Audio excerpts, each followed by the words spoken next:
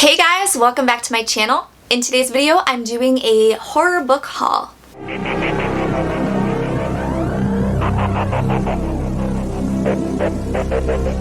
So I recently went to Barnes & Noble and went a little crazy in the horror section.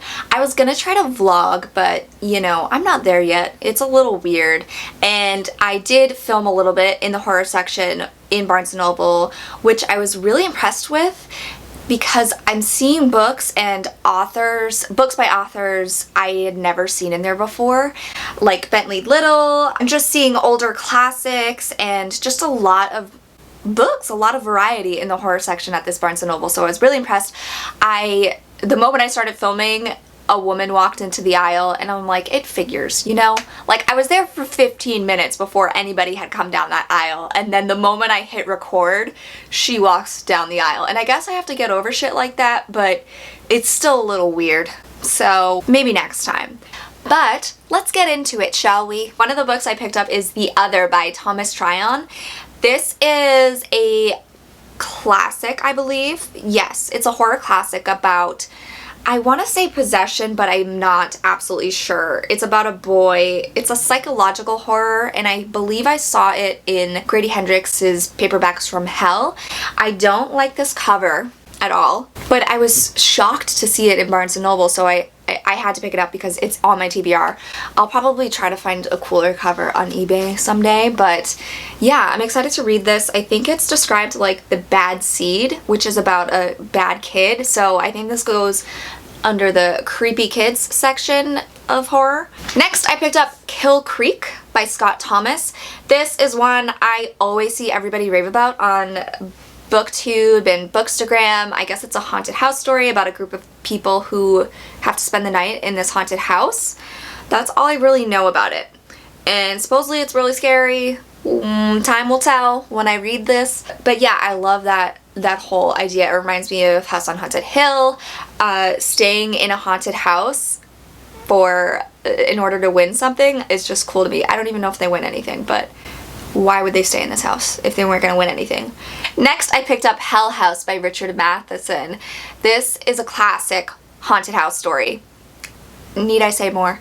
Maybe I do need to say more, but yeah, Richard Matheson is well known in the genre. This book is widely recognized as being super scary, so I'm excited to see if it lives up to the hype. The woman at the cashier said it does. She was telling me how scary it was for her, and she told me to read it with the lights on, not before bed. And knowing myself, I will read it before bed, and I will read it without the lights on. I'll read it by candlelight, wrapped up in my blanket. I'm not gonna read it by candlelight. I will read it by fairy light and the light of my TV while Barlow looks on and judges me. Oh, next I found this and I was really excited to see because I've never seen this before. I didn't even know it was a book. The Howling. This is just so cool. I don't know if the movie The Howling starring Dee Wallace is based on this book, or if the book came after the movie, or I don't know.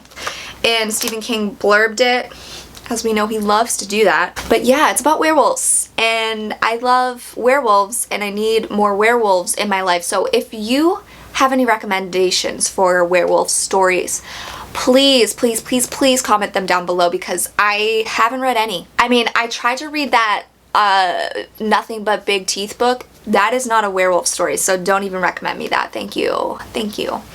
But, you know, I think there's another one called Anoka that I want to read. I haven't picked that one up yet, but yes.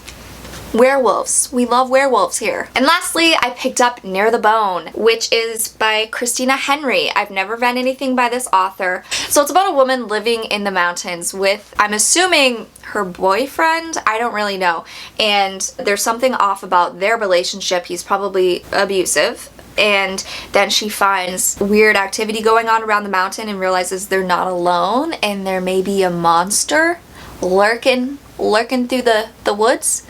And I love monsters. So this sounds awesome. I've seen really good reviews for it, so I'm excited to see how it holds up. And look at the cover, it's really cool. Yeah. There you have it. Those are all the books I picked up at Barnes & Noble. I hope to read them soon. If you have any recommendations for werewolf books, please comment those down below because I need more werewolves in my life. I need more scary monster books. Comment that down below.